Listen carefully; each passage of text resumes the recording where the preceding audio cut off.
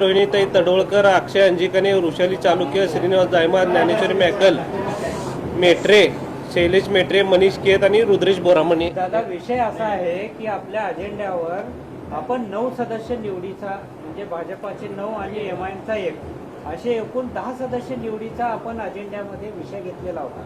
का बरं एक असा मागं राहिला? अजेंड्यावर शासनाचा या ठिकाणी प्रस्ताव आहे. शेवटी बोर्डाला या ठिकाणी अधिकार आहे. राहिलेले जो एक नाव आहे तो आम्ही पुढच्या मीटिंग मध्ये घेण्यात येणार.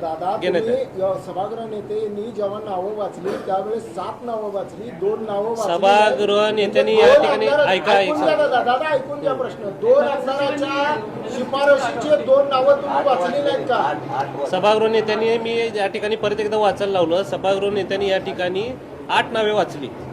8 नावे वाचून त्यांना आपण मान्यता देणार. राहिलेले 1 नाव ते आपण पुढच्या मीटिंग मध्ये घेणार आहे. अपूर्ण प्रस्ताव या ठिकाणी नाही आहे. तो शेवटी सभागृहाचा अधिकार आहे. आम्ही पुढच्या मीटिंग मध्ये या ठिकाणी राहिलेले जे काही 1 नाव आहे ते आम्ही निश्चित त्या ठिकाणी घेणार.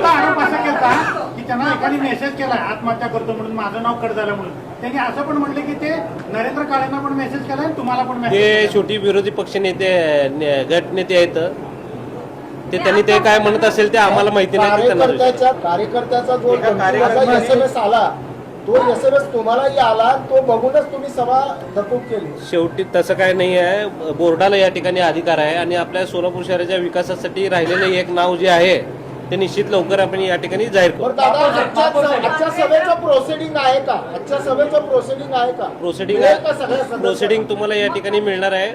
आपल्याला नगरसचिव कार्यालयामध्ये या ठिकाणी प्रोसिडिंग बघायला मिळेल. दादा, एवढी मोठी आपल्याकडे संख्याबळ असताना आज परिवहन समितीच्या सदस्यांची निवड का केली नाही? परिवहन समिती आपल्याला हे ऊर्जित अवस्थेत या ठिकाणी आपल्याला आणायचं आहे आणि सोलापूर शहराला आपल्याला गतवैभव प्राप्त करण्यासाठी परिवहनचे एकदम चांगले सदस्य या ठिकाणी आपल्याला निवडायचे आहेत.